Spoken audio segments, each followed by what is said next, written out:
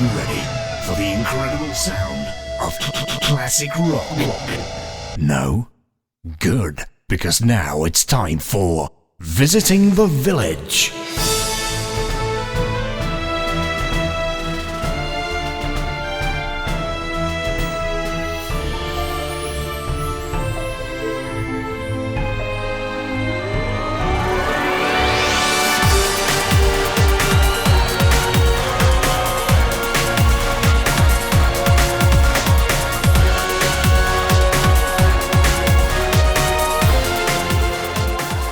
Hello and welcome to Visiting the Village. I'm Paul Kilduff-Taylor and with me is the indomitable Ian Hardingham.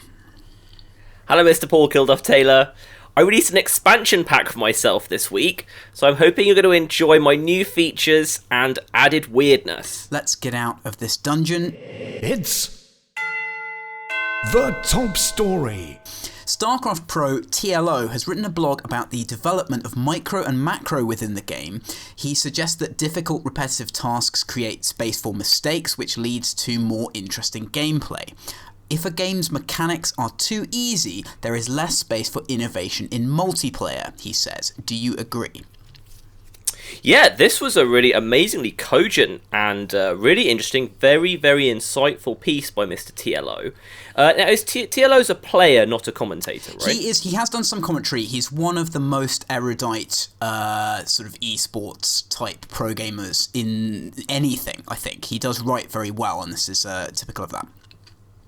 Right, there are two core thrusts of this article, and I find the second more interesting than the first. Yeah. The first is saying that if you're like a low-level player, you shouldn't spend too much time trying to exactly ape what the pros do, and that you should try and make it a little bit easier on yourself by basically, you're not as good as the pros, so don't run such a hardcore macro build as them. You can maybe adjust it a little bit, make it a bit easier, and that'll be much more suitable for you. That's a very good point. I think it's fairly obvious and it's nice to see, but the point that really excited me was that he started talking about macro and micro in StarCraft 2 in terms of a viewer sport, a spectator sport, because that's really the lens that we watch. We sort of view these games through nowadays. That's such an important third area of these games. And he was talking about how you basically have to have enough micro to stress out professional players enough that they start making mistakes.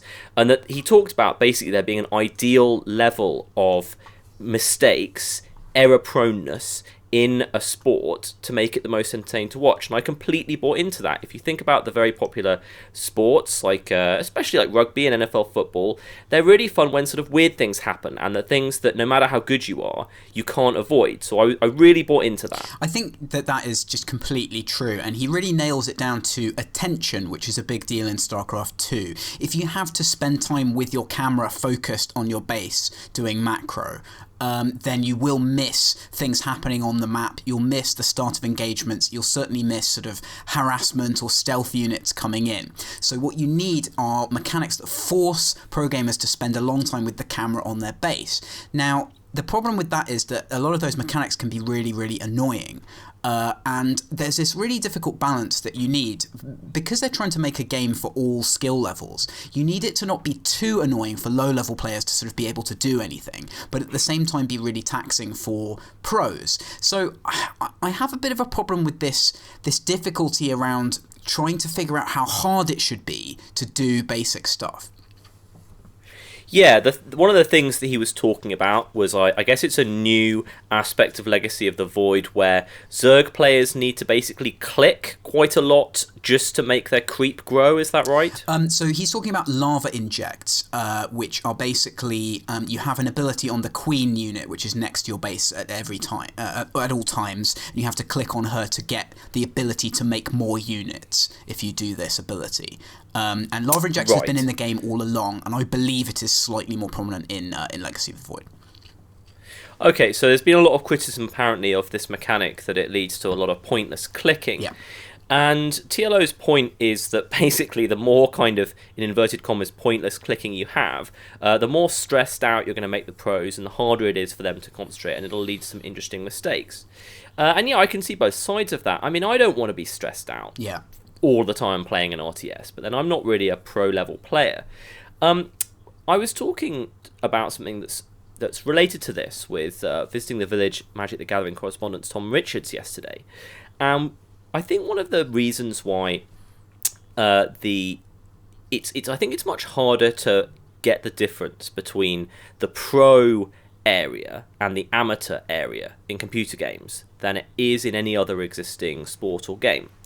In Magic the Gathering, you have kitchen table Magic, which is apparently what is played by the vast majority of players. The vast majority of Magic games are played in that environment, and the competitive environment there is so different because those players will not generally buy singles. They'll just be buying booster packs. They won't have anything like an optimized deck. It doesn't cost you anything to get an optimized build in StarCraft 2. It costs you an awful lot to get an optimized deck in Magic. And so that's one aspect of it. And on the side of the computer games, you're only ever like 5 centimeters away from Diamond League. You all it takes is the computer system to decide you're good enough, and you're suddenly there playing with them. It's not the massive difference in having to go out and play in a venue that these other games do. So I don't think that developers and gamers have quite worked out what that means for pro versus amateur. Yeah, that's right, and it's a tremendously difficult balance. I mean, there's always been this huge debate in SC2, certainly about balancing the game for kind of amateur and pro players. I've always maintained that certain things are a lot harder at a low level than they are at a high level in terms of like the way the game's been balanced. There are definitely sort of humps in that where skill and the game interact badly. And yeah, this thing of knowing where to place this emphasis. I mean, with SC2 particularly, the game really stagnated in Heart of the Swarm. I stopped playing. I think a lot of casual players stopped playing, and a lot of people stopped watching. That's been discussed recently about why has SC2 fallen out of esports prominence, and it's because the game started to get refined, which is something that, to be fair, the pundits were saying would happen all along and happened with Brood War, where you just get everyone doing the optimum thing all the time, and it becomes very stagnant. Legacy of the Void's going to change that because there's a lot of new stuff coming in, but hopefully the design philosophy of the game will lend itself towards being able to be optimized less, which is what TLO is saying. Like, if you physically can't play optimally, then it's much more interesting. Yeah, this is really getting to the heart of this whole article and this whole subject now. If you've got a strategy game, or a card game, that's what's going to happen. It's going to get refined. People are going to work out what to do, and people are going to start doing it. You have to have, in inverted commas, micro. And I guess one of the suggestions here is that Legacy of the Void, which I believe has a much bigger emphasis on micro, the question is, you can do that, but how appropriate is micro? Is over, like, too much micro in this game? The way, to go back to Magic the Gathering, the way that they get past it is they just have new cards every 3 months. Yeah. So they never let it stagnate. In terms of Contract Bridge, it's so much based on the kind of the micro being the skill of card counting and trying to work out what the probabilities are. In poker, it's all about just reading people, which doesn't really stagnate. So I think that I can see where that causes problems for a game that has too much strategy and not enough micro. Yeah, it would be interesting if Blizzard could rotate in new units. Obviously in SE2 they can't because the overhead, the cost of making a new unit is extremely high. You've got to animate it and so on and so on. They can do it in Hearthstone, and they do obviously bring in quite a lot of new stuff into Hearthstone on a regular basis. But it would be interesting to see a strategy game of this type where making new units was cheap and you constantly change and put in new units. I think that would keep things quite interesting, actually, because as TLO says in this article, the golden age of SC2 was 2010, 2011, when most people weren't good at the game. So almost anything could happen in any given professional match, and obviously that's not true now. But yeah, if you had new stuff coming in, that could create the same effect. Yeah, I think the key would be to find out what the optimum gap between new releases was, because I think you definitely want a period of time for people to get used to it. Again, with Magic, 3 months seems to work very well. You have this very exciting initial period where everyone's working stuff out, and then there are advantages to the point where people get a bit more experienced with it. So yeah, maybe you could make a kind of RTS that had 3 monthly schedules that were kind of mainly remixing units. I mean, a lot of cards are sort of somewhat remixed, but of course they bring in new mechanics as well. I think that would be a really super interesting thing. It makes me think of the annoyingly named Chess 2.0, which I find to be like really a pretentious name for something that's quite interesting. Designed by Soren something or other, I think. And what he does is he randomizes the start positions of the units in chess in a very limited way to get rid of openings. Yeah. And that's a similar kind of thing. You can do that to disrupt the game getting too stagnant and refined. Polygon have been investigating white label development in the video game industry over the past couple of months. This is where companies agree to work on games in secret without any acknowledgement in the credits. Is this sinister and deceitful, or just a useful way for some companies to keep money coming in? Well, I think in some ways it's both. I mean, I don't want to go too far down sinister and deceitful, but this is a very good article. Props to Polygon for doing some really long-form investigative journalism. It's not the most exciting subject, but it's treated really, really well here. I think the key is that if you're a fan of a developer or a fan of a series, you want that developer to be working on the next game that you're interested in. If you're a massive fan of Square Enix, you want the best team at Square Enix to be making the next game that they announce that you're excited about. So this is where it is somewhat deceitful. This is basically, to me, the main reason why companies don't want to credit other studios that they're using to do work that they don't have time for. Because you've got a real brand, and I mean, the truth of the matter is, if you don't have Kojima working on Metal Gear Solid 5, it's not going to be as amazing a game. And I know that's a little bit distance from this, but that's what I think is going on. So, you know, I'm not surprised it happens, and it's fine for the companies that do it, but I think it is at its core a little deceitful. Good point made in this article that this was very common in the Japanese games industry. Certainly, if you were a work-for-hire dev, you were just expected to not be able to put your brand on things, and that's kind of had some negative impact for quite a few people, and sort of is a little bit less common now. As usual, unless you're in a culture where you've sort of been forced into this, I don't really have that much sympathy for devs who are saying, like, oh, I wish we'd been credited, when the whole point of your business is kind of selling out, that in order to get to work on these things. I'm also surprised that there's enough of this kind of work around, as in there are enough games being made where it's important to have a work-for-hire dev who is also anonymous. That seems like quite a specific category. Like you say, it's these big franchises where they don't want to sort of show that they've given away any control to anyone else. It just seems odd, but it still seems to be happening quite a lot. Yeah, I was a little surprised by how much it happened, but then when I sort of really looked into what they were saying, it did make sense. I mean, on the games company's side, often now you hear about separate studios working on the multiplayer for a game. And my kind of visceral reaction to that, as a side note, kind of underlines why they do this secret stuff, because I just don't like the sound of that very much. Yeah.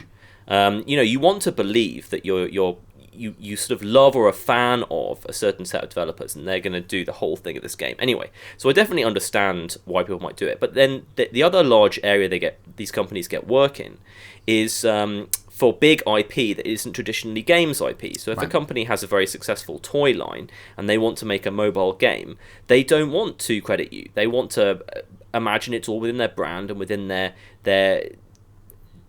sole idea that they are presenting to the consumers. Yeah, and that's fine. I mean, I do feel like that a lot of this is on the way out, and that we're generally kind of being more aware of the people who make things. I mean, I think developers maybe have a bit more leverage now than they used to in these things. Yeah, it does strike me as odd, and I think that it must be pretty difficult if you've kind of got stuck in one of these situations. The example they give is a company doing a Kickstarter, trying to raise money, and they're very experienced, but they can't talk about any of their experience. That seems like an incredibly bad position for me, but developers, of course, traditionally are very bad at IP in general. Yeah, I'm actually with you on not being especially sympathetic, and the Kickstarter thing is very specific, and also who knows if that's really why it failed. Yeah. So yeah, I agree. I wasn't really kind of playing my violin for the developers while reading this, but I was interested to hear about this this side of the business. I mean, the games has always had this dodgy relationship with giving credit. In the 80s, all the companies refused to credit the individual developers because they would get poached. I mean, I think, sort of going back to the creative aspect of this and having the well-known sort of great people being the guys either working on the game or not, the more power an individual has to create a game, if you look at films, the more power it is possible for one person to have, be it a director in a film. I'm thinking specifically about the True Detective TV series, which is very singular, the first season, because every episode was directed, every episode was written, and every episode was casted by one person, which is basically unheard of. And it really comes across. And I think that as tools get more mature, and the process of making games gets more mature, there will be more and more power given to one guy who's able to realize his creative vision. And that's going to lead to this sort of being even less acceptable, because you can really tell when someone great has made something, in my opinion. Yeah. Humble Bundle have launched a monthly bundle. The main difference between this and their other bundles is that it operates on a subscription basis. For $12 a month, you will automatically get new PC games each month. So far, the only game in the bundle is Legend of Grimrock 2.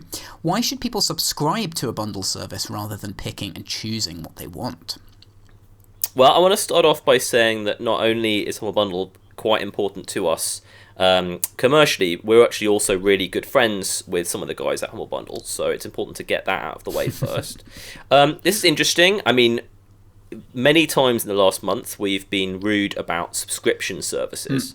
Humble are the kind of people who might manage to make it work, although I have to say I'm not hugely optimistic that this is going to massively take off. It doesn't seem sort of ginormously attractive to me. On the other hand, given that they've got the Humble store now and they've got loads and loads of indie games that they're clearly in a good position to leverage like this, I think it's a fine thing to try.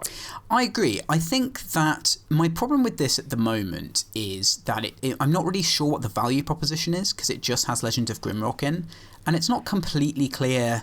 I mean, I think you get an additional game every month for this that they pick out of their catalogue, which sounds like a cool idea to me, but it sort of seems like maybe I'd want to wait a bit and find out kind of what this is, the actual composition of this is. I mean, Humble, like, as you say, like, we know them very well, and they're very happy to have open discussion about stuff, and so it's kind of good to talk about these things.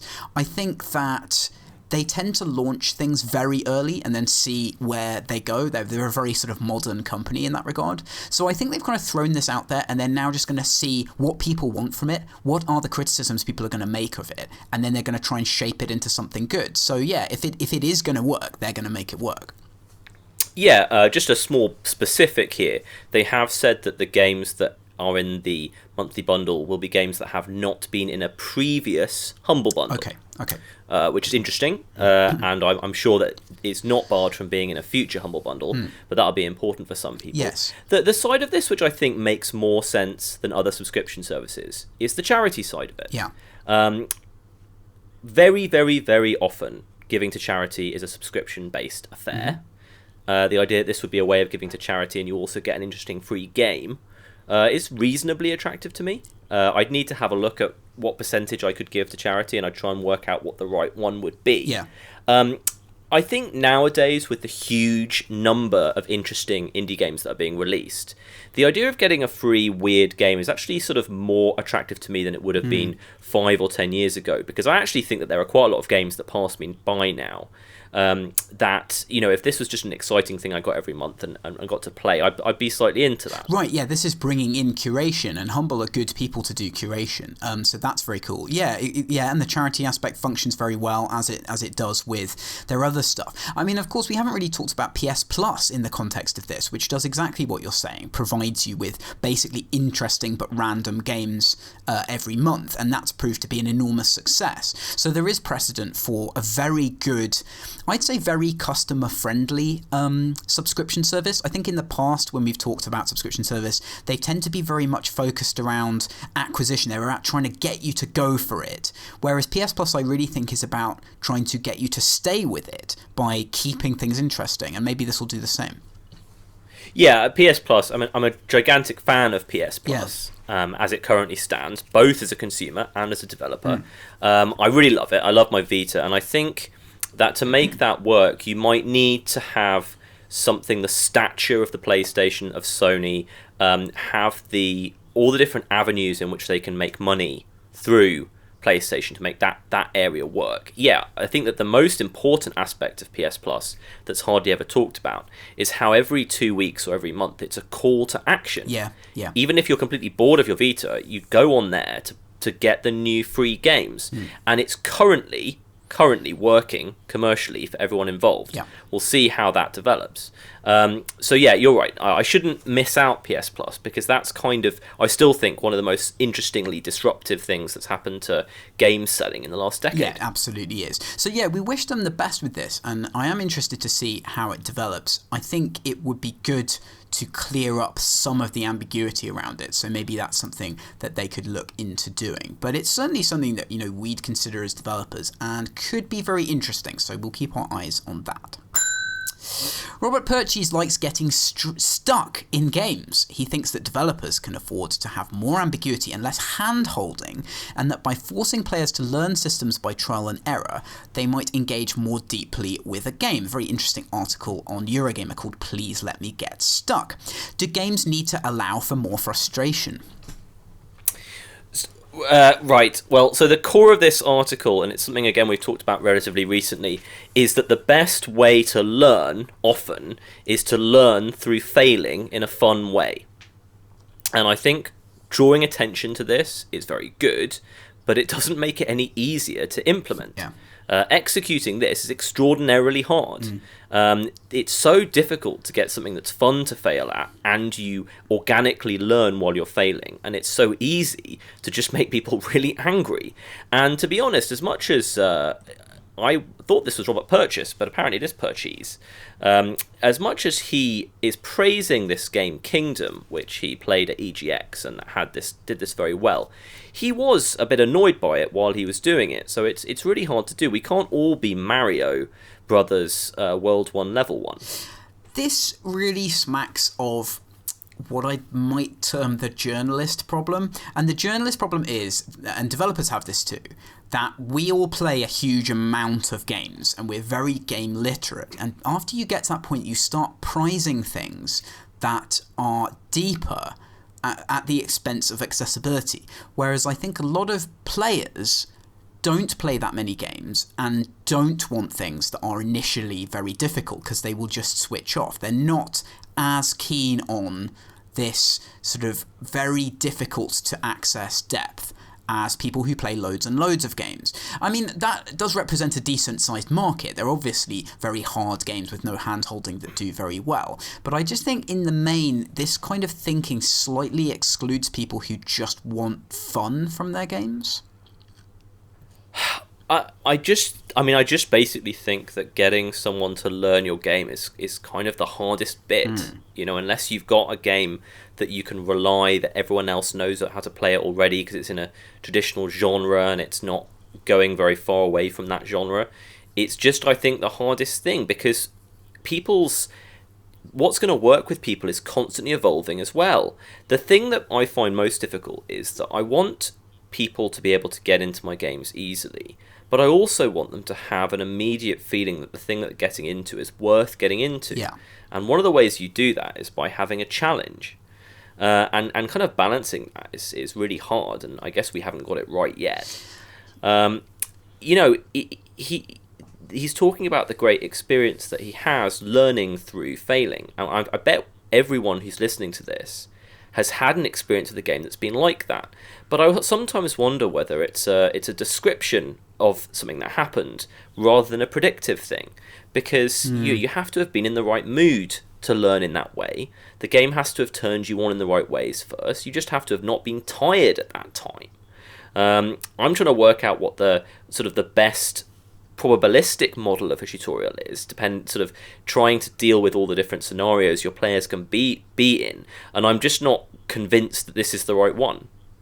The easy to learn, hard to master thing is something that I find really intriguing. For example, I was just thinking about how some games it's very, very easy to control stuff. Like in StarCraft 2, it's very easy to move units around. You select them and then you click somewhere and they go there. And that's basically all you need to learn to play the game. And then everything else you do, including hotkeys and stuff like that, which are essential, it comes about sort of as a function of that. So he uses the example in this of Mirror Moon EP, which basically confronts the player with like a load of random weird looking controls and you have to then figure out what they do. That's sort of an interesting paradigm in its own right, but it doesn't mean anything to me in terms of like, should developers present you with this hideous interface at the start? Well, generally, no, they shouldn't. It should be easy to do basic things and fun to do those basic things, and then you should build up from there when you want to do more stuff on top of that. Yeah, I agree with that. I think it's also important to sort of show something new straight away. I think that one of the most powerful things is if you can introduce one genuinely new thing that's exciting and make that fun to learn and play with, rather than being overwhelmed. Yeah. Or rather than it being half an hour in an FPS before you get to the thing that's original about that FPS. That's something that I also think is important. I mean, we're talking about tutorials a lot at the moment, both for one of our older games and for the game that we're currently working on. And it's quite a complicated game, and it's something that's going to take a lot of thought. Yeah, I'm still very sort of fixated on this basic level of fun thing. I'm playing Grow Home quite a lot at the moment, which I'll probably talk about a bit later. And that's, I've seen you tweet about it. Yeah, I really like that game. And it's quite a simple game to play, but there's quite a few things you have to figure out, because a lot of it's based on the character movement. And you don't really have, you get told how to move the character, but a lot of it is about sort of how you organise the character's limbs and his movement in order to do very specific, sort of quite tricky things. And that really fulfills that case of, you start moving around and it's fun, and that does show you, it has a newish kind of movement with the physics-based movement. And then after that, you start to work on your own combinations of things to do. Like you can drop down and hold something with one hand and then swing in and grab it with the other hand, and that enables you to travel downwards in a controlled way, which is a hard thing to learn.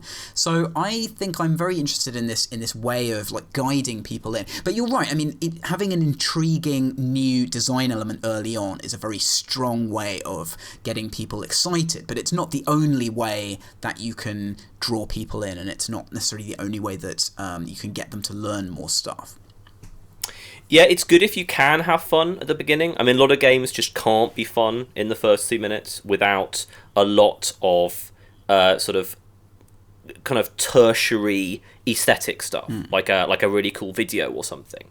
Like sometimes a game is just slow burn. Like the first 3 minutes of Civilization aren't fun when you first play it. Like you've got to get people through that by talking about what else is coming, by showing them the promise of what they can do once they have learned, and like aesthetic stuff. Well, I think that one of the worst. Sorry, that's an interesting example though, because building roads and stuff, which is the first thing you do in Civilization, and then you found your first city. That always struck me as quite evocative and fun in its own right. Well, yeah, I'm not sure about building roads, but yeah, I mean, the concept of building your first city and getting sort of rewards to do with that, I guess, is fun. Sure. Yeah. I mean, I think that it's still a little bit different to kind of more action-orientated fun. But yeah, I mean, I think that to focus on the things that are really bad about tutorials, or the initial experience of playing a game, I get very... If I'm going to quit a game, certainly I'll quit if I get stuck, which can happen really early in games and is really bad. But almost as turning off to me is when I just have no idea what to do. So that's kind of... I think having no idea what to do is a much bigger sin than the initial bit of a game being too linear. And I think it's very common for people to say they hate the fact that the first 20 minutes of Oblivion is really boring and linear, but I kind of think that's the lesser of two evils. Yeah, the thing that does it for me is if I'm presented with a problem that I'm not interested in solving. And that's one of the things that I had some difficulty with Invisible Ink, which is just something I need to persevere with because this is a personal problem, not necessarily a problem with the game. But there was a point where in the first, the tutorial mission, it was clear that it wanted me to do the pathfinding around something, and I just didn't want to do that. I wanted that to be automatic. So that made me quit, because I feel a lot of the time that unless something is throwing interesting problems at me quickly, then I don't have the time to kind of get to the meat of that in a lot of games. And I wonder if that is a common feeling or just something specific to me. Yeah, I think in general that's a common feeling, although you and pathfinding. I mean, I've also played the first bit of Invisible Ink, and I think that what route you take through a room is so important to the game. I don't know if you could automate that, but I do understand that as soon as it could be that was just the game's way of alerting you to the fact you weren't going to enjoy it. I mean, sometimes people don't like a tutorial because they don't like the game. I think I've often sort of made mistakes by wanting to introduce a kind of completely at right angles set of interesting decisions as a simplification of the game. Right, yes. I think I've been way too obsessed with sort of trying to present the decisions that a pro player would be making in a different way that can be accessed by new people, and I've definitely stopped wanting to do that now because I've tried and that just didn't work. So I think now the thing that I'm most obsessed by in tutorials right now is the idea that there's got to be a way of doing it on autopilot. Yeah. Basically, that if the player just wants to click and be like, okay, I press A to do this, press A. So many of the things that we think are terrible tutorial designs, sometimes it's just because tutorials are terrible, and these are the lesser of two evils often. Yes, yeah. So I think that properly understanding how you can improve tutorials involves kind of having a really deep understanding of how they work to start with, and a lot of people don't. I think there's a design aesthetic conflict here where, as you say, as a designer, your inclination is to throw these interesting mechanical things at the player, and then your reaction to that not working is to say, it has to be sort of boring. But that's when aesthetic stuff can work really well. If it's a thing where what the player is doing is trivial, then wrapping that in a lot of aesthetic fluff is kind of the way you can motivate people through that stuff.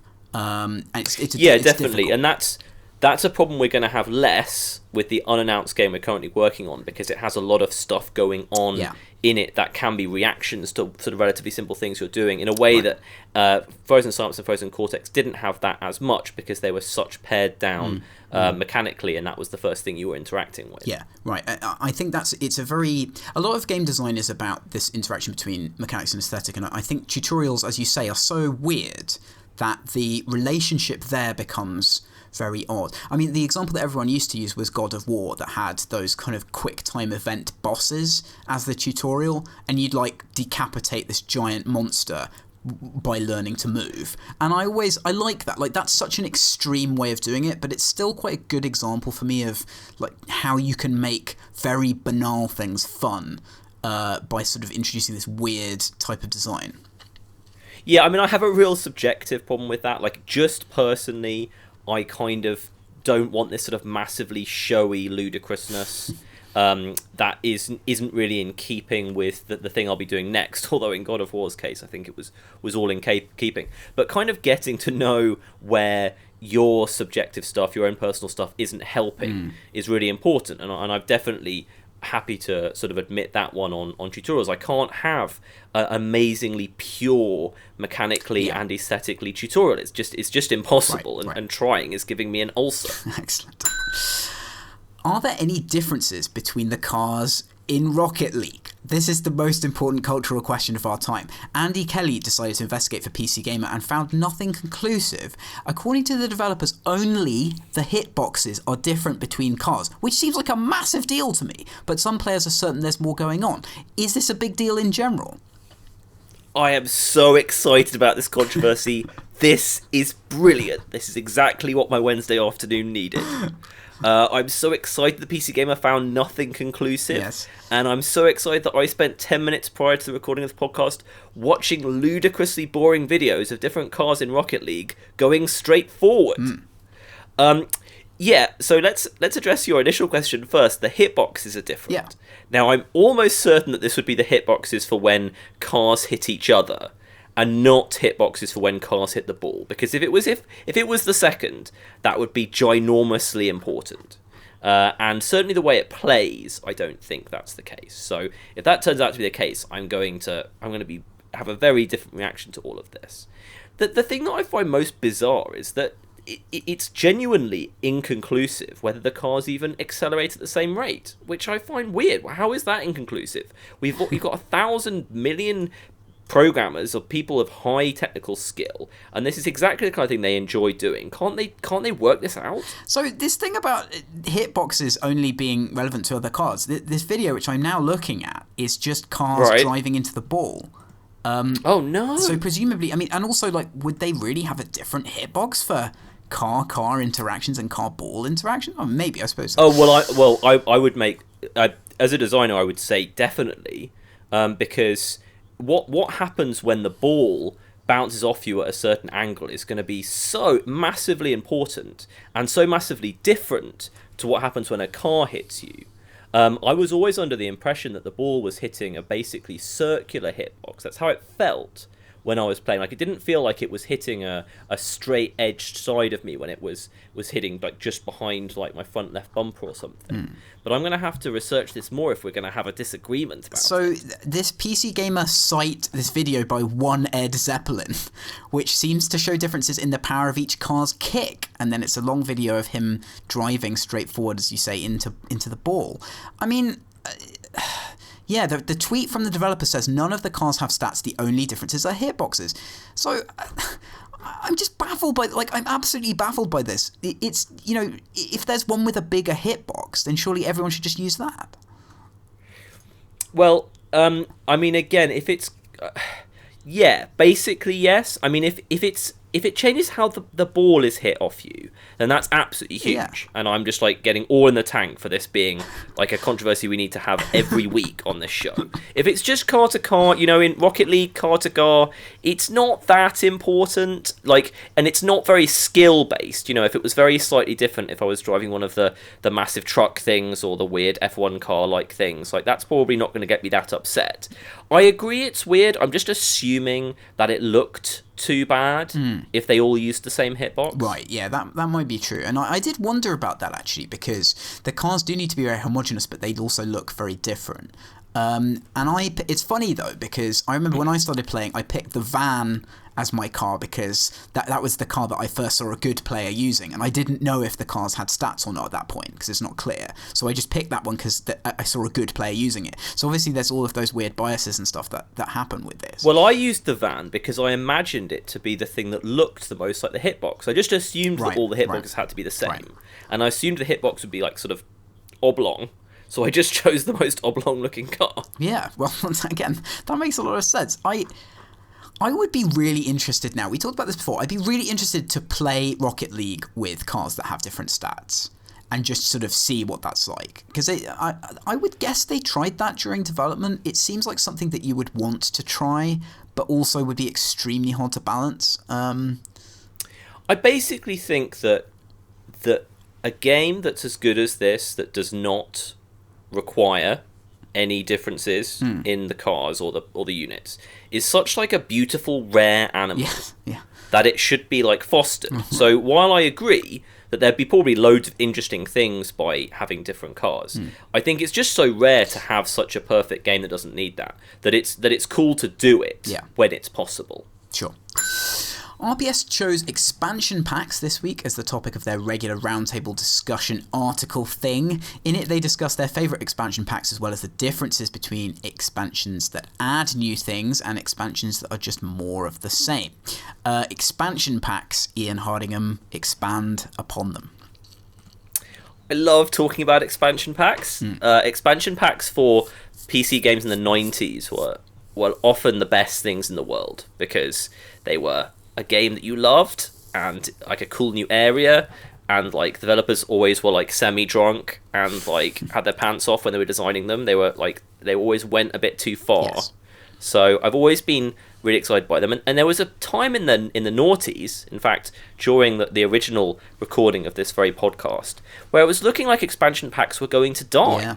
Like, it really looked a lot like everything was going to be cheap DLC and we were never going to see expansions again. And that's definitely not happened, which is really exciting. Developers have found that a wide range of DLC pricing works well, including like a $15 or $20 big expansion pack, and that's great. I'm really, really excited about that. So basically, there a lot of the talk going on in RPS is about expansion packs for Half-Life. Half-Life Opposing Force was really good. They talk about expansion packs which kind of make you want to restart the game, especially RPG expansion packs, and how bad that is. And I'm totally on board. Like, I don't want to have to restart my Oblivion character to get the advantages of an expansion. Yeah. I think that I've always liked the philosophy of expansion packs, but it's been so rare that I've not been bored of a game by the point that one came out. I mean, I certainly didn't used to buy them because I would barely complete any games. I think the only expansion for a game that I've ever bought, I wonder if this is actually true, but I think it's just StarCraft 2, because that does completely change the game and it's basically essential to continue playing it. And it was something, I was so excited about that coming out, Heart of the Storm, that I got it day one and I was playing on the server immediately. So that for me that was important. But I've always, stuff like Opposing Force, that always looked really cool to me, and I've never played it. Yeah, I mean, Opposing Force was really one of the great ones because it took you back to Black Mesa, which was the best bit about Half-Life. Yeah. And it did it from a new direction, and it was really good. And I'm often a bit dubious about sort of the same story but from a different perspective stuff, but that worked out really well. Another expansion that I really loved was Alien Crossfire for the original Alpha Centauri. Oh, yeah. That just added some really interesting new mechanics, really interesting new personalities. I mean, that was the main thing. It was like 7 new cool characters to troll on this future planet.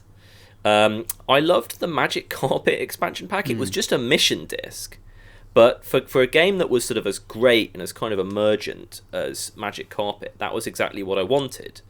So, sometimes it's nice to just have the right load of new content. Like, and I've liked some of the Elder Scrolls stuff. I liked Blood Moon for Morrowind. In fact, Morrowind's ones were really good. I don't think that the more recent Bethesda expansions have been all that great, but the Morrowind ones kind of integrated well into the original world better. I guess I really like the idea of when you're developing a game, a lot of the time the sort of really polished content, the stuff that you do when all the systems are finished, is something that you have to do in a huge rush. And with an expansion pack, you can really use, you're not going to change the level editor in a lot of situations. You're not going to change the systems. So you're basically given a palette and you have to do whatever you can with that palette. And that leads to some really, as you say, bizarre, but sometimes really interesting stuff. I mean, I know a lot of people like the Shivering Isles Oblivion expansion, which was very story-driven and very odd,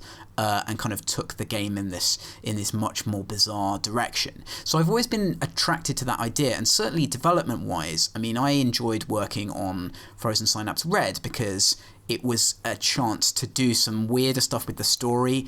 Visiting the village level design correspondent, Bin, and I did some really weird level designs with some really strange gadget stuff in there. That my favourite is the one that has rotating enclosed rocket launchers in areas that they can't escape from that kind of automatically fire in different directions. Stuff like that is really cool, and the expansion pack is a good excuse for that. Like all of these modern things, I kind of wish that developers would just look at the form and go, what's the best thing I can do in this form? So with DLC, I think developers should look at it and go, this is an opportunity to do something genuinely great, something genuinely creative. And when that's taken, it can be a beautiful thing. Yeah, and one of the other things, talking about tutorials, is that everyone who's playing an expansion has already learnt the game and already likes it. So like you can stop worrying about so many aspects of it. The Shivering Isles, excellent expansion pack. I've probably put sort of 40 hours into that. Really? Okay. One of the interesting aspects of that is that it's a completely different continent, and it's much smaller, and actually it kind of makes you realise that a very much smaller version of the Elder Scrolls continent sometimes can work really well. Like, it's not as intimidating, and it's kind of, well, what I was talking about last week, sometimes it's nice to have a smaller, fully modelled open world. Yeah, and talking about our own stuff, I really enjoyed working on Frozen Cortex Manager. Because that was able to sort of, and a bit of an unusual one, but really leverage something that we'd spent a huge amount of time working on and polishing, and then putting a really kind of sort of slightly clunky and janky fun management mode on top of it was really great to work on, and we've had lots of good feedback from that. I whenever developers are having fun, that's good, and no one is better placed to make a game better than a developer who sort of had 6 months breathing room from having finished the original game. So I go back to just kind of loving it, because I think it's like the best. It's sort of, it's not like a director's cut, it's something much better than that. It's just, it can be like the real cream of a game. Unlike rival Rock Band, the new Guitar Hero is attempting something different for their DLC. How opposite. Instead of buying individual songs for Guitar Hero Live that you play at any time, you can grind a radio station, which will allow you to get in-game currency that will then allow you to stream individual songs. You can also buy a kind of party pack, which allows time-limited access to the entire library. A good question from producer Jimmy: does this grinding make Guitar Hero a more accurate simulation of most professional music careers? This is so offensive. Like, if you...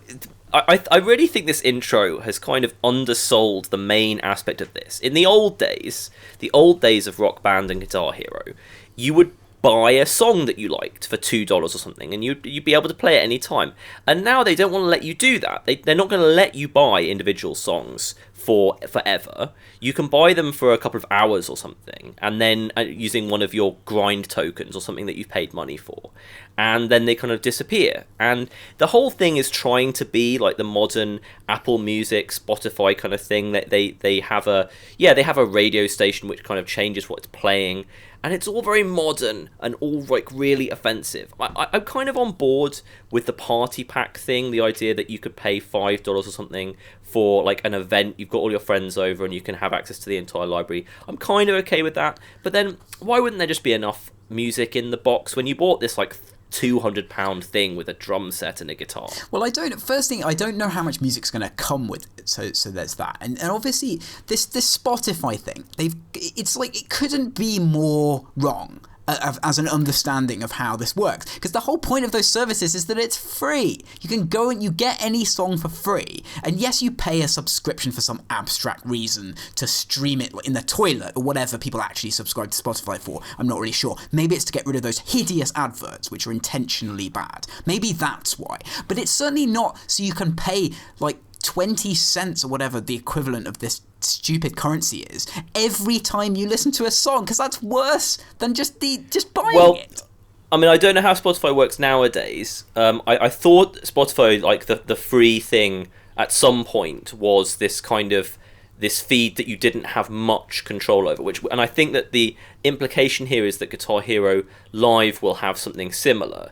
They will have one ongoing radio station that you can play for free, as it were, which you don't have control over what's on there, and then you have to pay to like be specific. Wow, they must have really changed Spotify then, because the whole point of it is that it's not that you can go and select individual tracks. I mean, you can't play tracks in sequence on an album on mobile devices. I know that's still true. I mean, this was like literally 2.5 years ago, and I really didn't pay much attention to it, but that was kind of always sort of how I imagine those things working. So my apologies if I'm not up to date with these things. Well, but me neither. I mean, I don't use Spotify that much anymore, actually. I find that a lot of the music I want to listen to is on SoundCloud and sadly YouTube, so I go there for that, and then if I want something, I actually buy it, but then I'm strange. But yeah, I mean, the last year when I was using Spotify, you could still go in and select stuff. It was just slightly more restricted on mobile, which I guess is where most people will be using it now. But yeah, having to bring it back to this, having to spend tokens that you've earned every time you want to play, Lady Gaga with your fake guitar, it just sounds awful. It sounds so depressing. Now, having had all that depression, though, we are both glad that these games are back. Yes. Like, I really missed them. Yes. Like, they were a really important, like, ever-present force for the whole of the noughties, and they went away for 5 years. So I welcome them back, regardless of. I'm mostly happy because we used to talk about some Rock Band or Guitar Hero controversy almost every week on this show. There was always something they were doing which was completely nonsensical or weird. They were losing the rights to songs that you wouldn't be able to use anymore. I think they got sued by someone semi-big because like her record label had given them the rights, but she hadn't. Yeah, and something like that. Yeah, it was a fertile ground. There was that thing where you could have a model of Kurt Cobain and you could make him dance. That's right. Stuff which his estate considered was not appropriate for the image of Kurt Cobain. So there's stuff like that happens in these games. Yes, it is good to have them back. Whether they'll achieve the same dominance, I don't know. I mean, I have to say, we were remarking on the thing in this game where you can see the crowd, and it's like an FMV crowd, and just how amazing that is.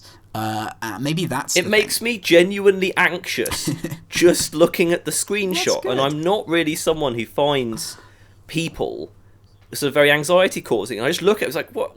It's just a wall of people grading me on my use of this plastic guitar. It's really I'm not completely ready to say that it's just not going to be a massive disaster. Right. Like, just watching this video of people reacting to you, I'm not sure how that's going to turn out. I think they're in the wrong field. I think they need the stand-up comedy version. That you have to say things along, and then people heckle you, and you have to like do a QuickTime event to do a heckle comeback, and then you see all these like glowering people. I would love that. That would be great. Stand-up hero. Yes. All game stores in the UK are to get a dedicated Steam section before the public launch of Valve's new hardware next month. Included in the store within a store will be Steam controllers, Steam machines, and Steam wallet top-up cards. How many things can we put the word Steam in front of? Is this a good idea for game in the long run? Yeah, I mean, I don't think anything's a good idea for game in the long run, but in the short and medium term of its continued existence, I think it's absolutely fine. I think Game have given up on sort of trying to deny the existence of online stores, so that's absolutely fine. I just thought this was pretty cool. Now that Steam machines are coming out, and the Steam controller, that we've got one and we quite like, is coming out, I just think this is really awesome. It's like...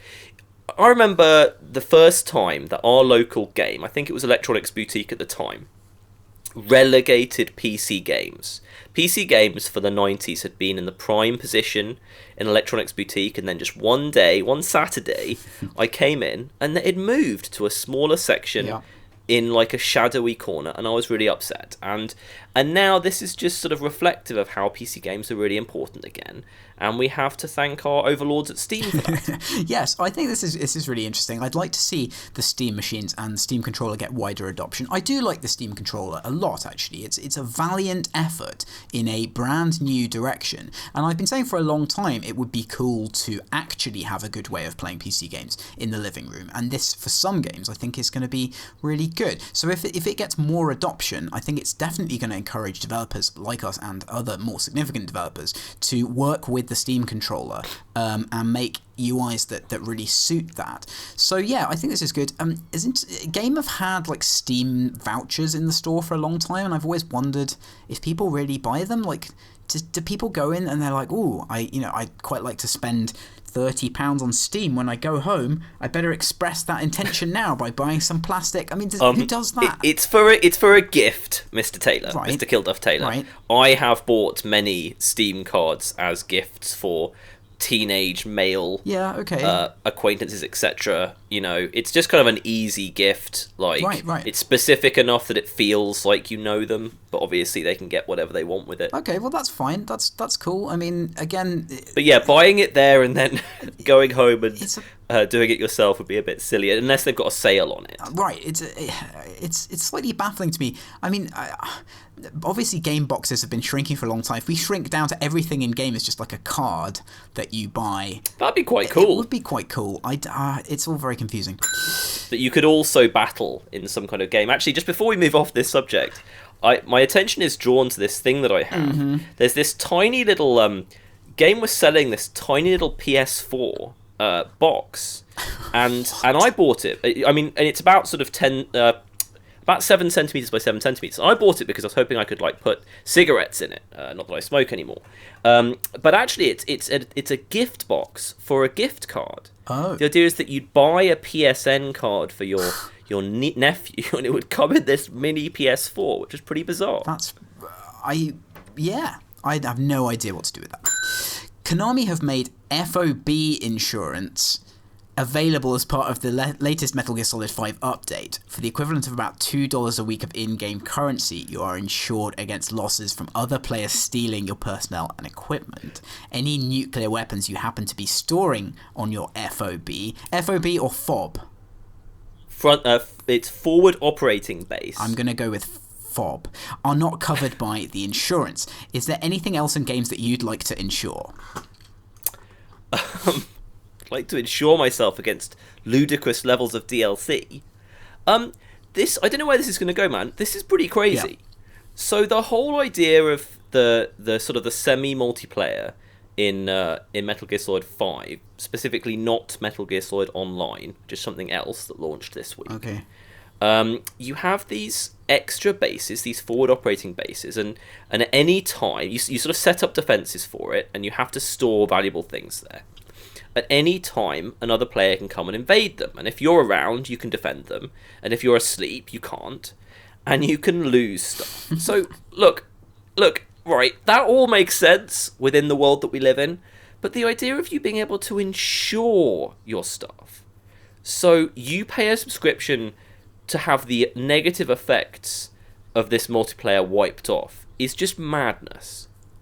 So can you, with the insurance, I don't know enough about this, but could you run an insurance scam where you buy the insurance and then your mate comes and steals your dog, or whatever? I don't understand this stupid game.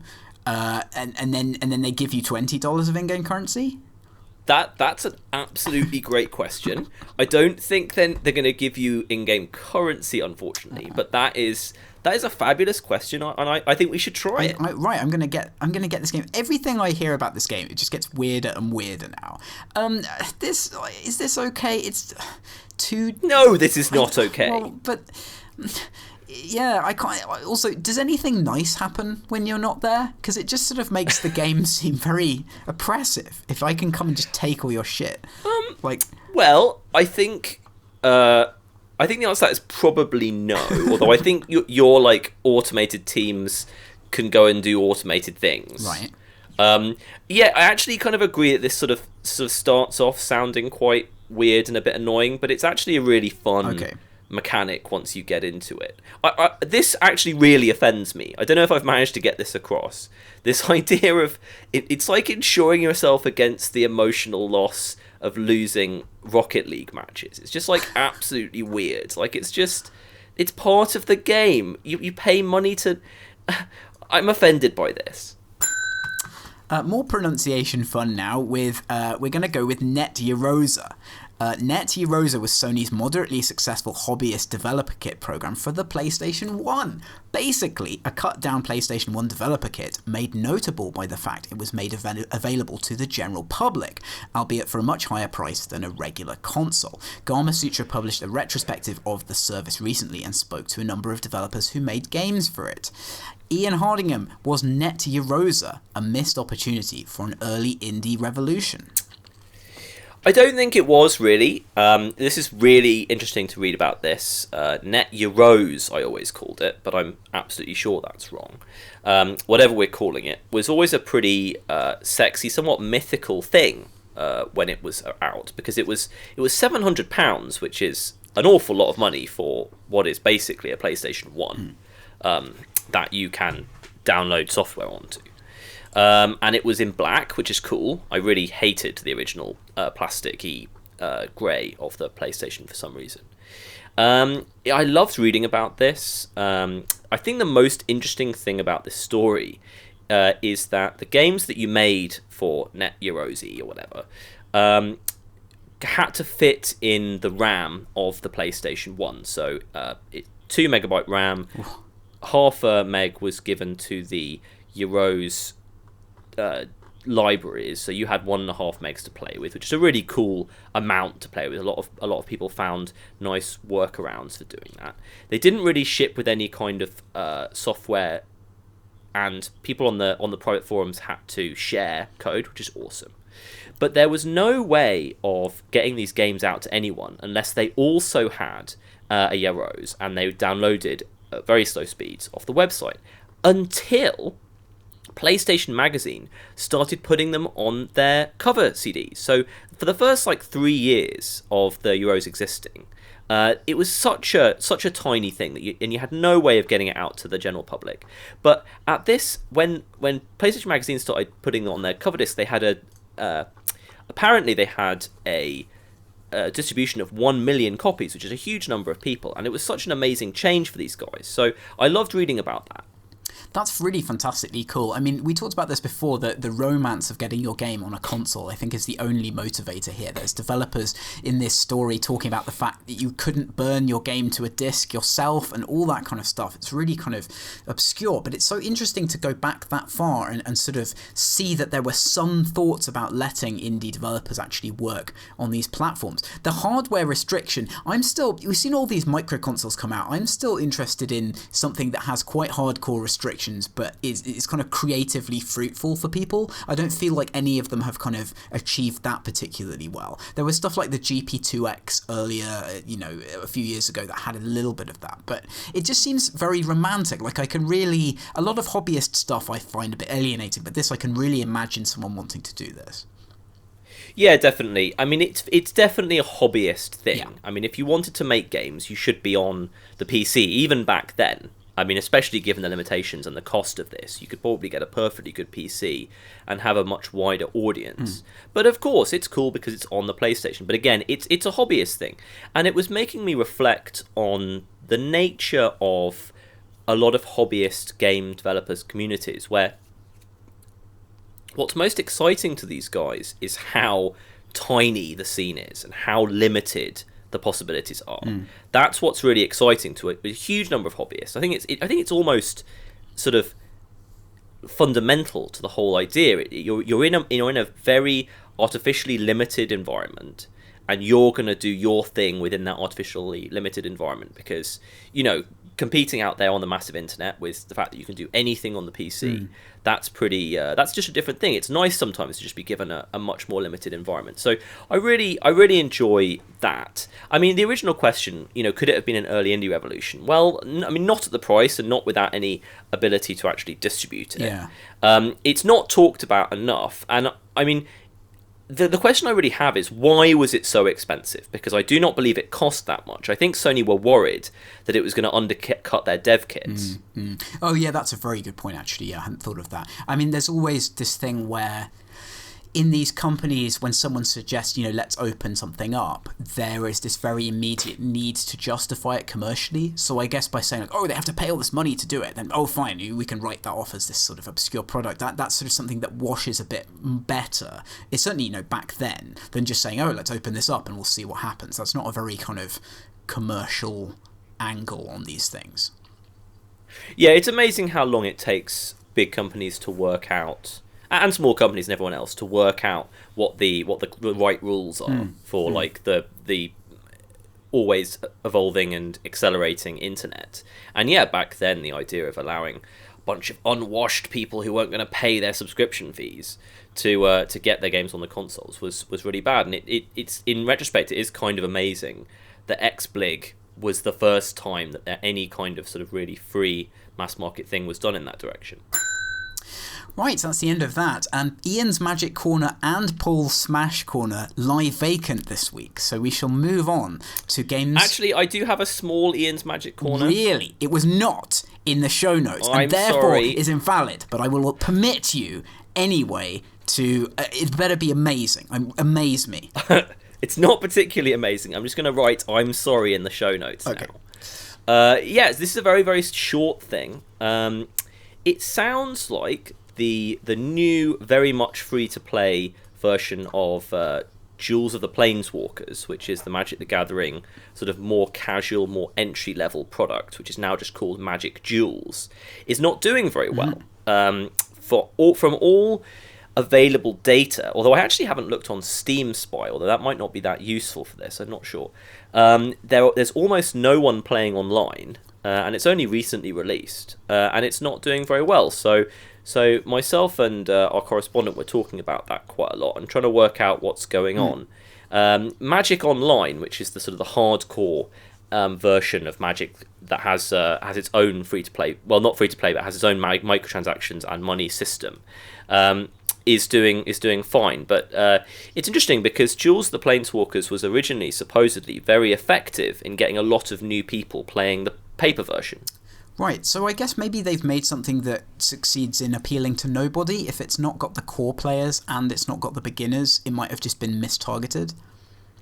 Yeah, I think it's possible that this free-to-play implementation that they've recently put in has just turned everyone off, which is interesting. It was much more effective when it was reasonably cheap, and sort of pay once with some extra microtransactions. Yeah.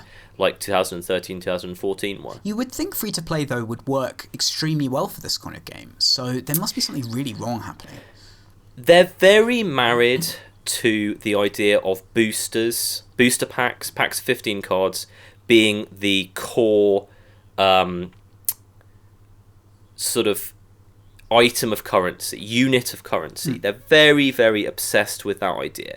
Everything you do costs boosters or gives boosters. Right. Like if you want to enter a competition, Magic Online, you have to pay a certain number of sort of booster tokens. Okay. And we were talking yesterday about the fact that in Hearthstone you can convert any cards you don't want into dust and sort of get some stuff back then, and that would be really anathema to what Magic currently is. Just this obsession with boosters, like that's just not what they want to do. Yeah. So I was wondering whether that is hurting them right now. I wonder if they've got the flexibility. I don't know what their approach is to, digital stuff in general. If they've got the flexibility to redesign that system, because it could well be. I mean, yes, providing that everything we're saying is true, it may actually be doing fine. It's difficult to know. But if it is doing badly, then Hearthstone has got such an effective use of currency. This whole thing of everything being a monolithic currency of boosters sounds quite bad to me. Like, that sounds like a really bad idea. Yeah, I know. I mean, they're obsessed, I'm sure, with the fact that boosters are really fun to open. And it's how it's always been. It's what works with paper Magic, and I think they're very reticent to go away from it. I agree that it's probably bad. I do wonder what it would look like if you rebuilt that side of Magic from the ground up, where you said there are going to be no assumptions about any aspect of it apart from actually how it's played. Yeah. And what the most optimal way of doing that in this modern online sort of space is. Yeah. I mean, Hearthstone makes such a massive deal out of packs, but it doesn't have, packs aren't the unit of currency, and it would seem to me that would be true for a load of really obvious reasons. Yeah, and I also think that we touched on this earlier. I think it's got a problem really with the fact that as soon as you go online in one of these games, so I'm specifically talking about Duels, because Magic Online is just aimed really at advanced players, and that's who use it. In Magic Duels, as soon as you go online, you're all in the same space. It's always a limited number of cards, so they're always like a couple of more dominant decks that the people who've been happy to spend money have got, and it's just I don't think it's a very sort of satisfying experience. They need to go further. I think they need to invest more money in basically making Magic Online a more accessible experience for everyone. Than continue with these two different products, because Magic's very successful. It's a very hardcore game that people like a lot, and I think having this weird sort of commercial playground of Duels is no longer helping. But that's just my opinion. I mean, I wouldn't be amazed to find out that is all completely false. Maybe it's doing fine, and this conversation was entirely moot. We should find out. I'd be really interested to know. Again, this is the problem of the opacity or lack thereof of these free-to-play games, and just not knowing kind of what they're doing and what the internal machinations are. I think maybe that will change. Maybe some people will be able to disrupt free-to-play and sort of involve their communities a bit better. I know some games did that. Realm of the Mad God was one that really had very open community discussion and was able to leverage that to them making more money and people being happier. They found that a good way of doing that was like to create stuff that players actually liked buying and enjoyed. Funnily enough, when people are happy, they spend money. So maybe we'll see a bit more transparency on these things in future. But interesting anyway. Now it's time for games that were released this week in 2005, thanks to Eurogamer, and we begin with Black and White 2 on the PC. Now, I don't know too much about Black and White 2, and I looked this up. Apparently it didn't do much better than Black and White 1 critically. Did you play Black and White 2? Yeah, I believe I have. I was pretty angry as a young man with both the Black and White games. Yes. They weren't really what I wanted to play, and I was really just didn't like them at all. I think Black and White 2 was supposed to be like a little bit better. Okay. Yeah, Metacritic says no, but then there's a slight problem with the Black and White games. That exactly the thing that you had. People wanted a certain thing and they didn't get it.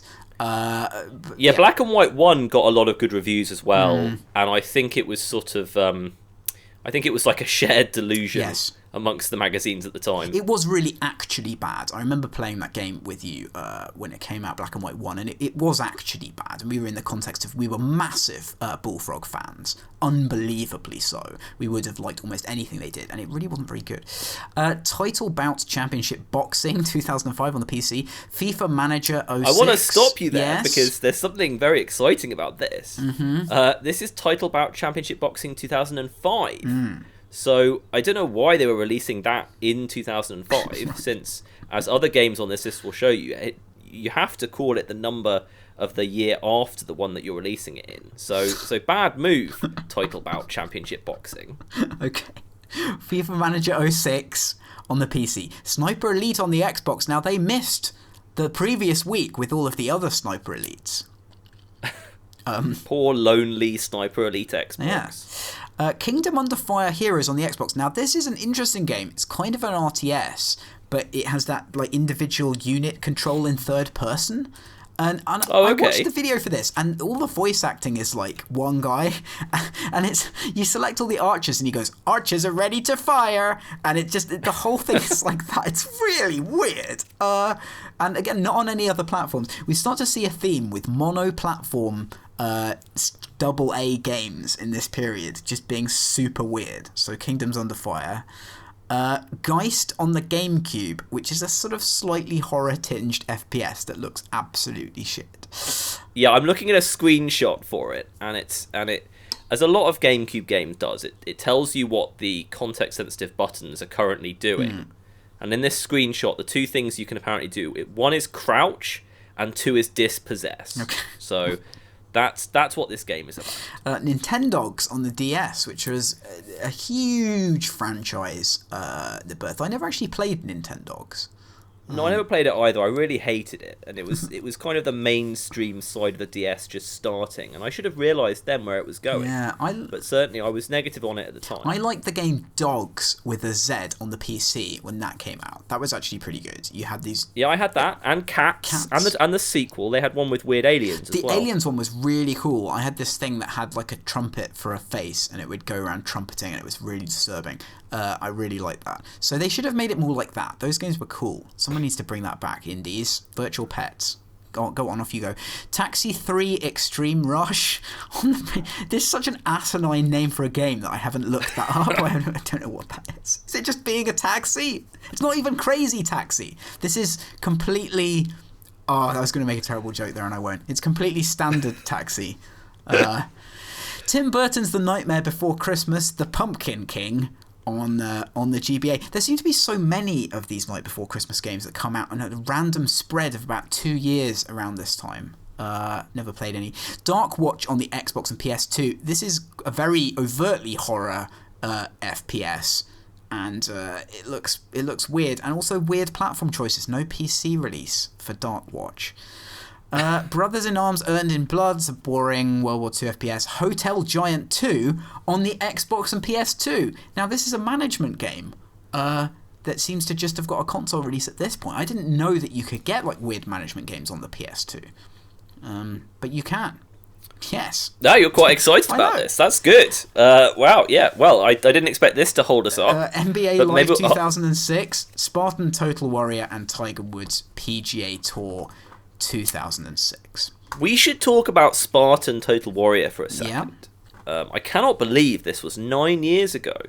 This was Creative Assembly's entry into trying to do something different from the Total War series. Oh, yes. Okay. This is like a third-person brawler or something. Okay. And I don't think it did very well, but it was kind of that. This was their idea of what a console version of their games would look like, which is Yes. quite patronising, actually. Yeah. Oh, I can see there's a lot of repeated character models in all of these screenshots to an almost ludicrous degree.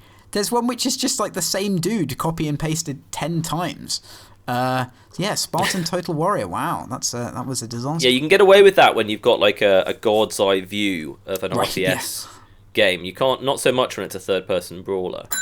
Now it's time for our leap into the future, or in fact the present, with this week's top 10 UK Steam games. At number 10 is Rocket League. Hooray. Number 9 is Transformers Devastation. Number 8 is Child of Light, which is a sort of very artsy 2D platform RPG by Ubisoft's sort of in-house indie team. And it's made by something called the Ubi Art Framework, if I've got that right, which is a development system that mostly uses tablets and limited scripting to enable artists to very easily create games from vector art, all of which is completely crazy. So this whole indie domain of these artsy 2D side-scrollers, which has really suffered recently, a big publisher has come in with their sort of simple make-a-game system, and they're now number 8 on Steam with all of their muscle.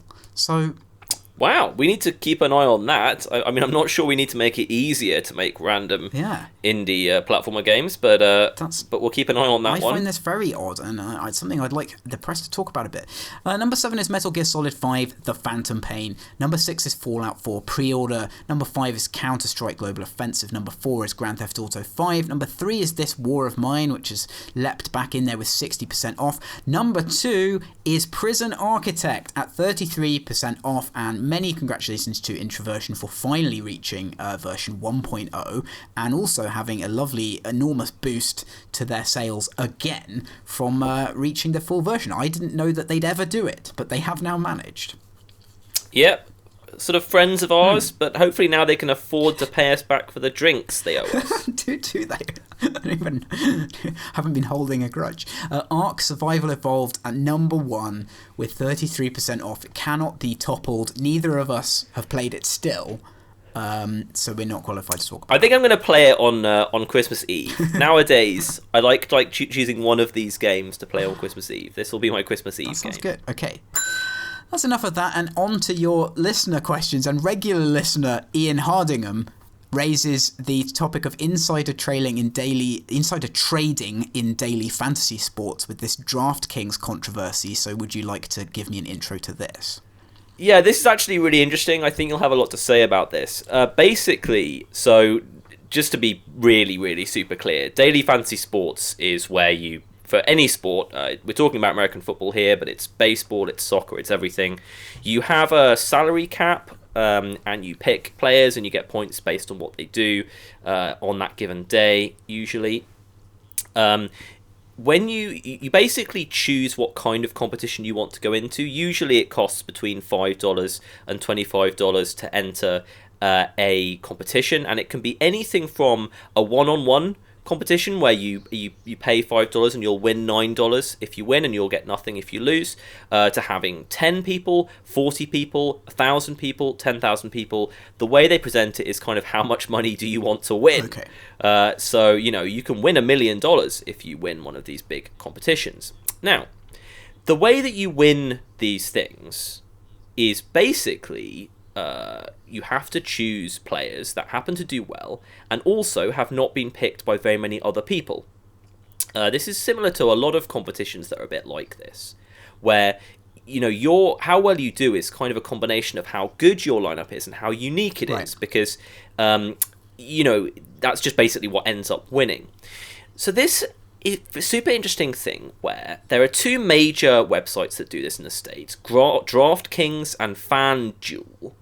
And employees of DraftKings, who aren't allowed to use DraftKings, have been playing on FanDuel. And employees of FanDuel have been playing on DraftKings. And the only reason this is supposedly a problem, and I posit it's not a problem, but it supposedly is a problem, is that the insider knowledge of how many people are using different players on your own website gives you too much competitive advantage. Yeah.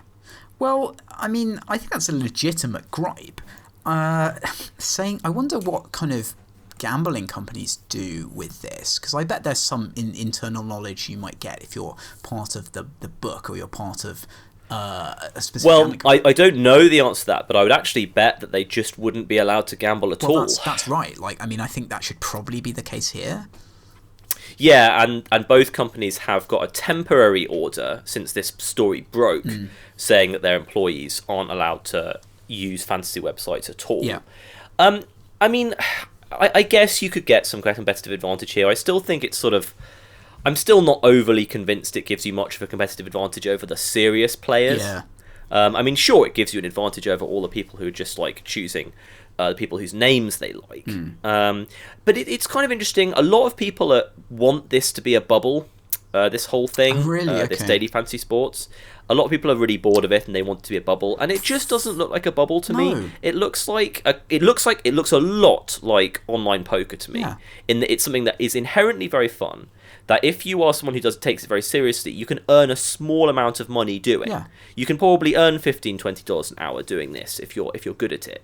And that's not a bubble. That's something people love and are going to keep doing. Right, if you commercialize something that people do for fun a lot in a way that they like, then people flock to that stuff. That's not a bubble. Like, you can still... The other thing is, I think people feel like this threatens their ability to do something for fun.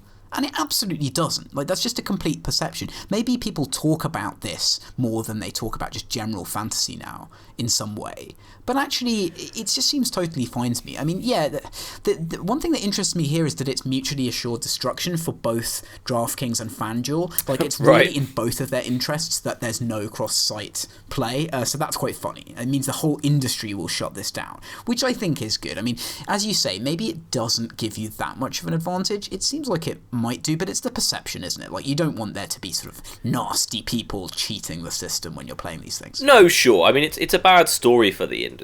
And obviously a lot of people don't like it because isn't it gambling? I mean, yes, in my opinion, it probably is gambling. Yeah. Although I don't really want to get into that whole discussion now. I think if you're paying a bit of money and sort of doing something that kind of looks a bit skill-based, I think that is definitely different to slot machines. I don't think it's necessarily not gambling, but I think it's very different to just a slot machine, because I think you're sort of doing something that has enjoyment on its own merits as well. But we live in England, where most people are not like massively against gambling, and a lot of people in America absolutely are. So that's like quite a sort of just a sort of cultural difference. Yeah, and the whole wagering, gambling spectrum as well is sort of, as you say, it's not particularly interesting to debate. I mean, I definitely think that this in general is good. Fantasy is really interesting and fascinating, and it's kind of good that there are people who have made these successful businesses out of it. And DraftKings and FanDuel put a lot of money back into stuff in the form of sponsorship and so on, I believe. So,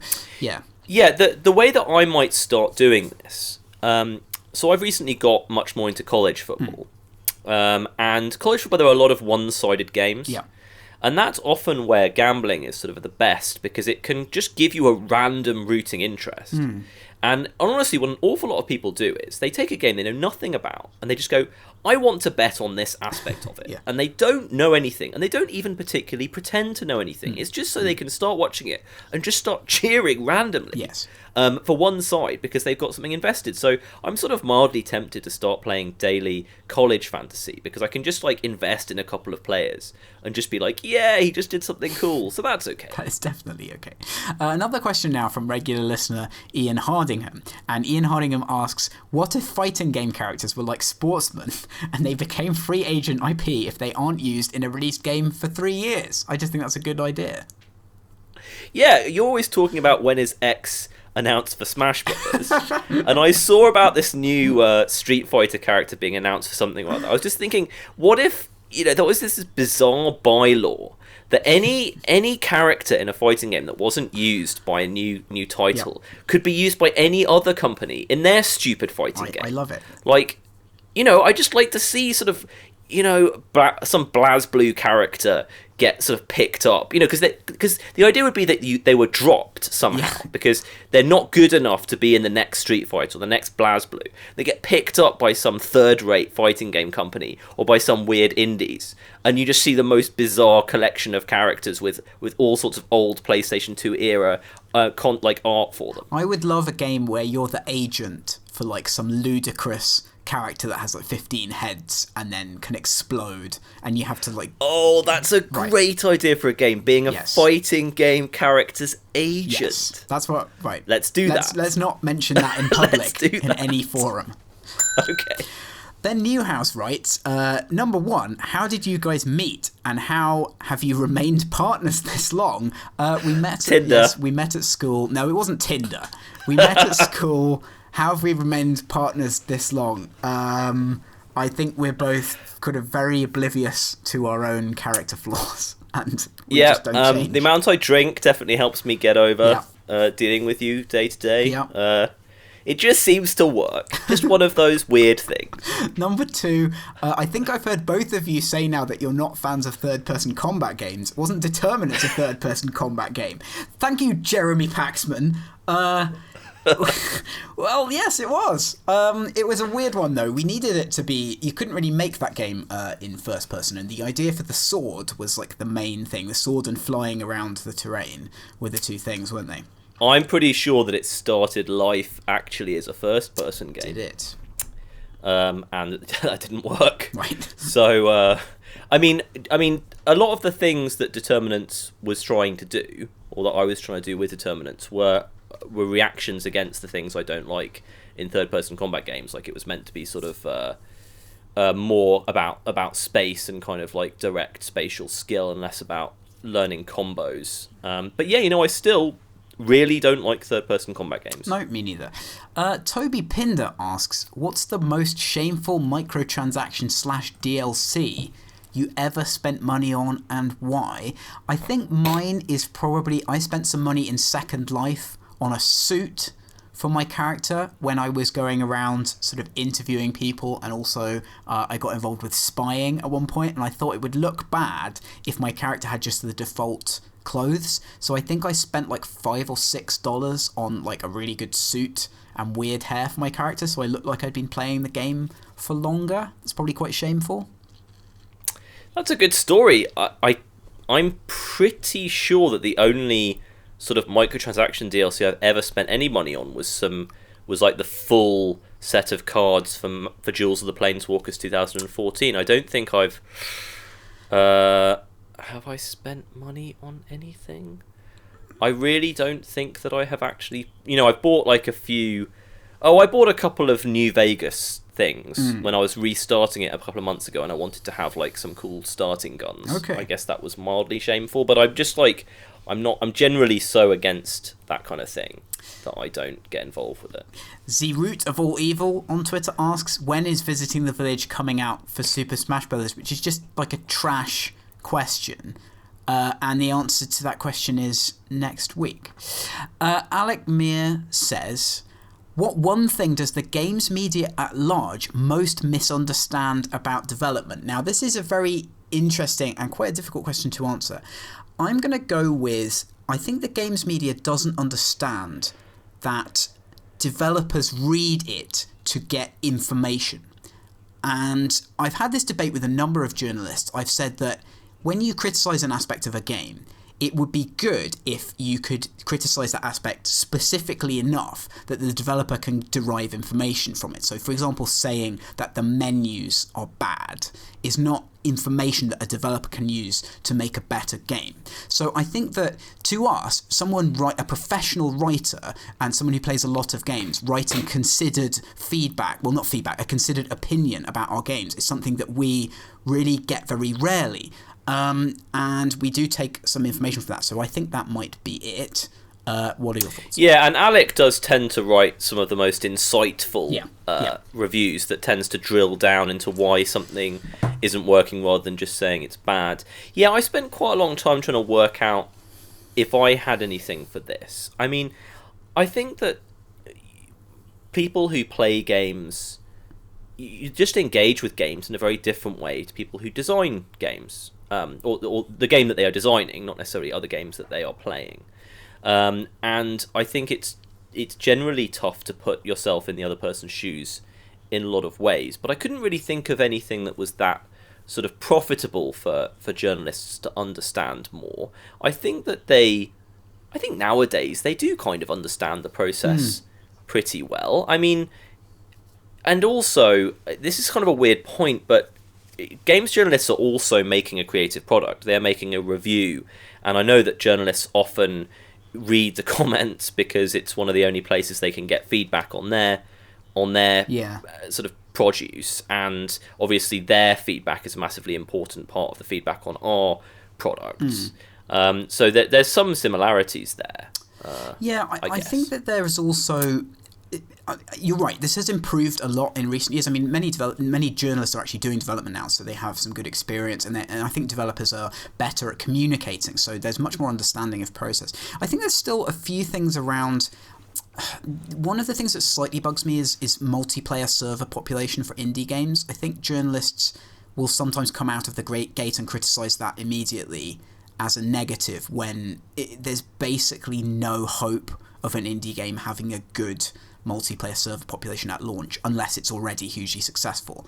That's difficult for me, although it is something that it's important for customers to know about, I suppose, but that tends to be a sort of slightly self-fulfilling prophecy. I suppose that's a good point. One of the only other things is that developers don't include features sometimes because they're literally pointless. And things like tournament modes in multiplayer games do not affect how successful those games are. And they're always added late by big developers. So I think having an awareness of, it just doesn't make rational sense to put in a load of things that are only useful if your game is already successful before you launch it. Just some awareness of why that happens might be good. But also, again, criticising that, if you want to criticise that and it's something that you feel is a failing in the game, then by all means. So, yeah, a very interesting question, actually, and something that could be discussed at more length. So thanks, Alec, for that. Tommy Schmid on Twitter says, with the Riot G2A ban, what is the Village stance on gambling sites advertising on esports events where many viewers are minors? Now, I've only just found out about this. Riot Games have banned teams from displaying G2A logos. They've banned direct G2A sponsorship of events because they say G2A's practices violate some of their sort of service principles and so on, which is very, very interesting and something that G2A have to deal with. I wrote a big article about G2A where I talked to them a lot about their business that you can find on my Medium page. So I'm very interested in that. That's going to hit G2A very hard. The specific question, what is the stance on gambling sites advertising on esports events? Now, I know this is a big controversy. Personally, I don't think I have a problem with this, actually. I think that the age, as long as those gambling sites are preventing minors from gambling, I think that's up to them. I don't know if you should be responsible for where your viewership skews as opposed to where your viewership is targeted, but I appreciate it's a difficult question. I mean, over here, and by here I mean in England, any sporting event on the TV is sponsored by a billion different gambling companies. I mean, it's often the TV channel that's sponsored rather than the event. I think, actually, just to be clear, but there's gambling stuff all over. So advertising on esports events, I think, is okay, although that can get into dodgy areas. I mean, this is a really big topic at the moment, and I just don't know. Yeah. I wouldn't care either way. I really don't care if Riot want to have nothing to do with gambling sites, and I really don't care if they have everything to do with it. I don't think it's massively impactful. I don't think it's going to make much of a difference about whether you get people throwing games. I think that's going to happen anyway. And sort of my larger view on gambling in general is that I'd probably rather it was legal and giving at least sort of some tax revenue to the government and is at least sort of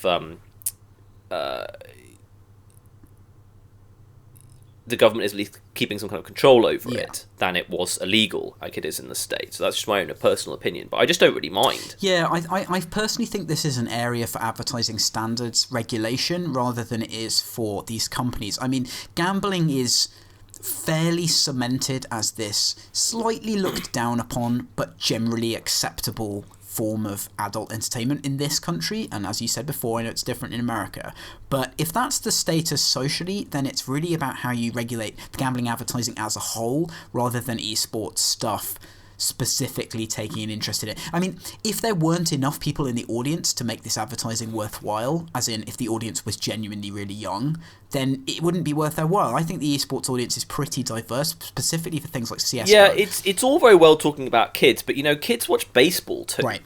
I mean, kids watch quite a lot of soccer. Yeah. So it's not.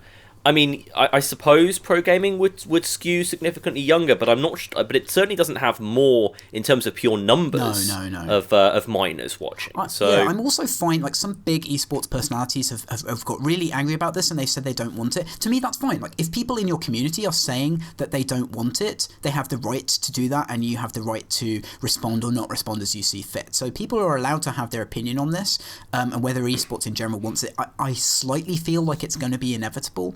Especially as you say, as gambling on esports develops. So there we are.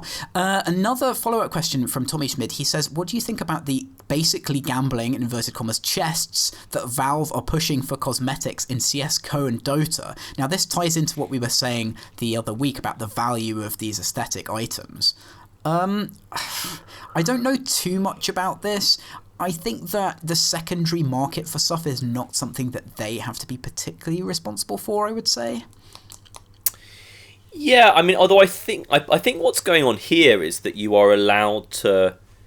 As if you're allowed to, but that basically it's purely gambling on events you're watching, not events you're taking part in, which is a difficult area.